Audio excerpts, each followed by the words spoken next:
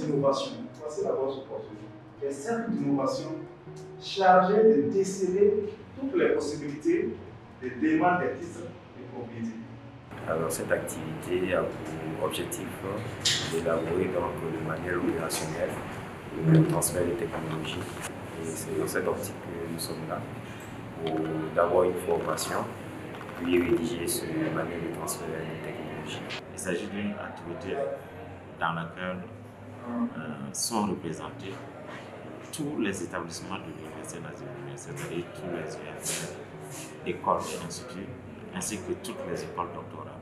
Comme on dit, la protection des inventions issues des centres de recherche doit être un élément clé de la politique même de recherche de l'université. Pour parler de ça, il faut qu'on ait une politique de propriété intellectuelle.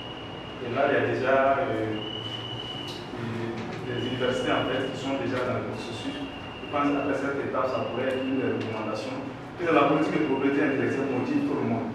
C'est un document qui clarifie en fait les parts de chacun. Le chercheur, quand il décide par exemple de ne pas publier, qu'est-ce qu'il gagne? Qu'est-ce que l'université gagne?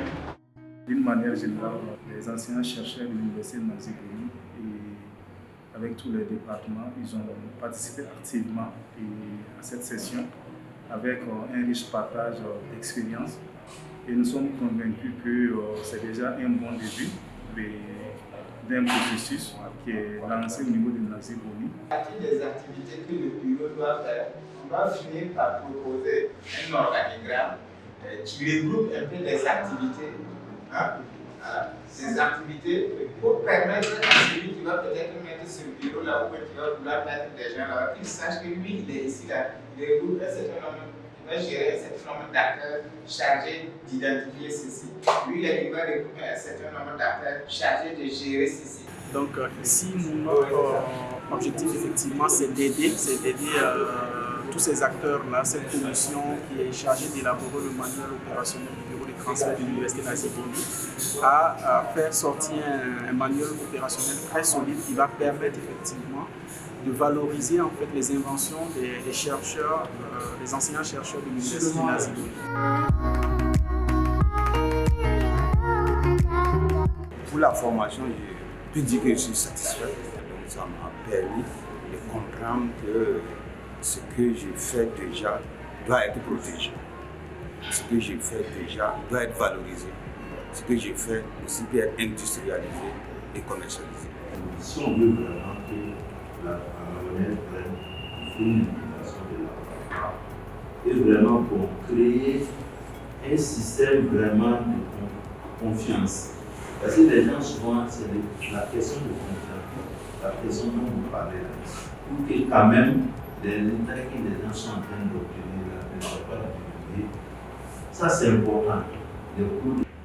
Avoir des brevets pour une université permet justement de lui permettre d'être plus performante en termes de compétitivité dans le classement des universités et permet aussi de générer des ressources pour les universités parce que les brevets, dans leur opérationnalisation industrielle, peuvent être vendus à des opérateurs économiques qui sont intéressés par la mise en œuvre d'un cadre industriel.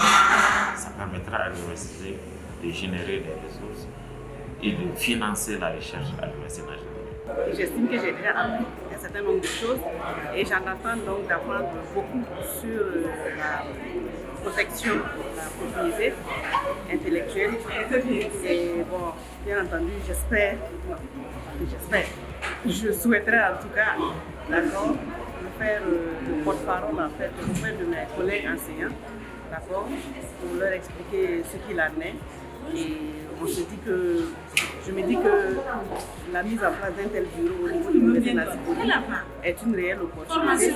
Étant donné que Bobo-Dioulasso est la capitale économique, ce bureau va se positionner comme étant un dispositif, une interface stratégique.